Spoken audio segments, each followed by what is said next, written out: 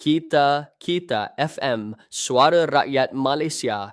Di sini, kita bukan sekadar menyampaikan cerita, kita menganalisis, menilai dan mengupas isu yang membentuk masa depan rakyat. Hari ini, kita cerita berita tarif elektrik Sabah naik, rakyat masih bergelap. Di mana keadilan?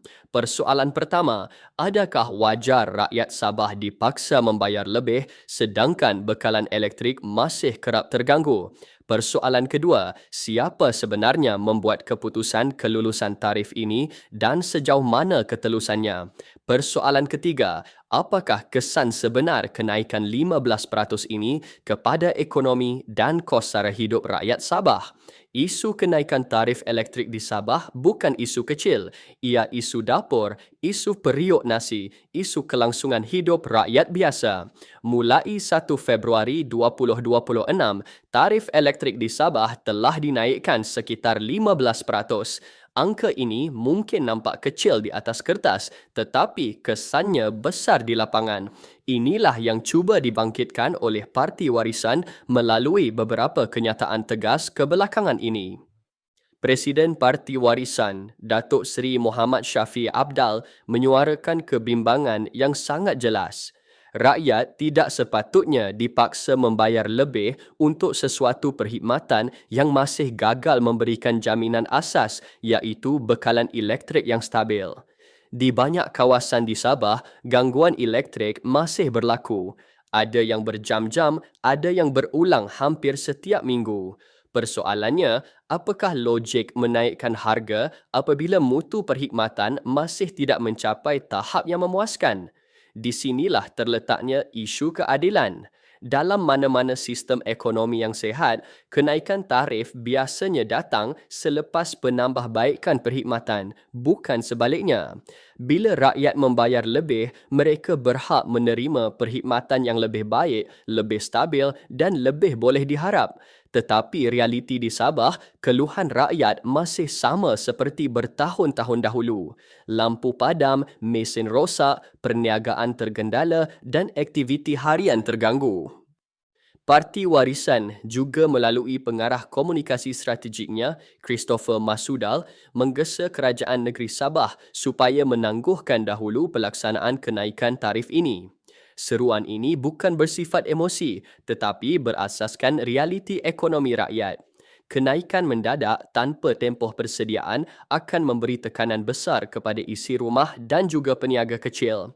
Rundingan telus dengan pihak berkepentingan sepatutnya berlaku sebelum apa-apa keputusan besar dibuat.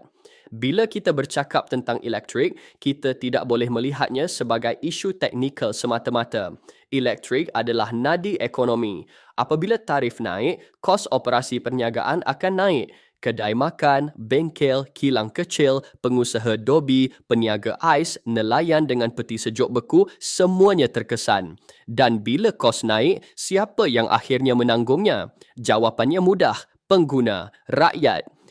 Parti Warisan memberi amaran tentang kesan gelombang kenaikan tarif ini. Gelombang pertama, bil elektrik naik. Gelombang kedua, kos operasi perniagaan meningkat. Gelombang ketiga, harga barang dan perkhidmatan naik. Gelombang keempat, kos sara hidup rakyat semakin terhimpit. Ini bukan teori kosong, ini realiti ekonomi yang telah berlaku berkali-kali dalam sejarah. Lebih membimbangkan, terdapat persoalan tentang proses kelulusan kenaikan tarif ini.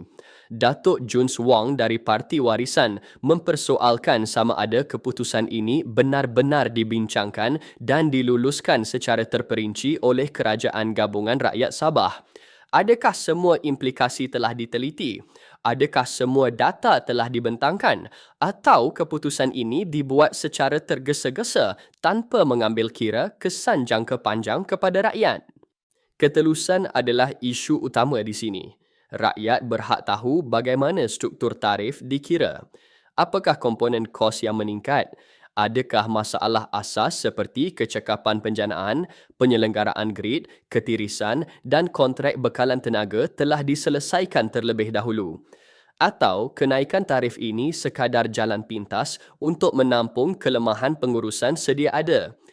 Parti Warisan juga menekankan peranan agensi berkaitan seperti Sabah Electricity Sendirian Berhad dan Suruhanjaya Tenaga Sabah atau Energy Commission of Sabah.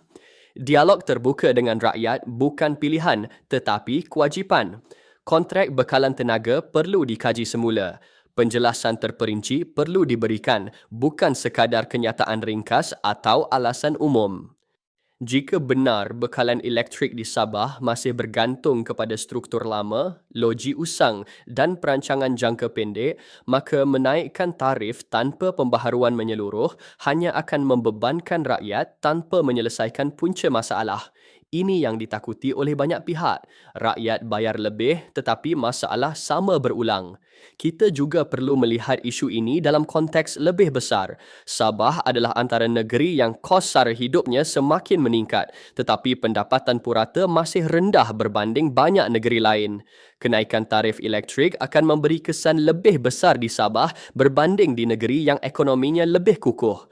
Maka pendekatan yang sensitif dan berperingkat sangat diperlukan.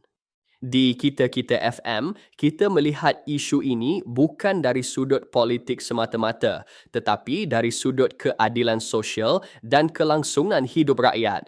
Soalnya bukan siapa yang bercakap, tetapi apa yang diperkatakan dan sejauh mana ia mencerminkan realiti di lapangan. Apabila suara rakyat masih mengeluh tentang gangguan elektrik, maka menaikkan tarif tanpa penyelesaian menyeluruh adalah sesuatu yang wajar dipersoalkan. Kita juga ingin dengar pandangan pendengar. Adakah anda merasakan kenaikan tarif ini wajar? Adakah bekalan elektrik di kawasan anda sudah cukup stabil untuk membenarkan kenaikan harga? Atau adakah anda merasakan kerajaan negeri perlu menangguhkan dahulu dan membetulkan masalah asas sebelum meminta rakyat lebih? Tulis pandangan anda dalam ruangan komen. Isu ini belum selesai.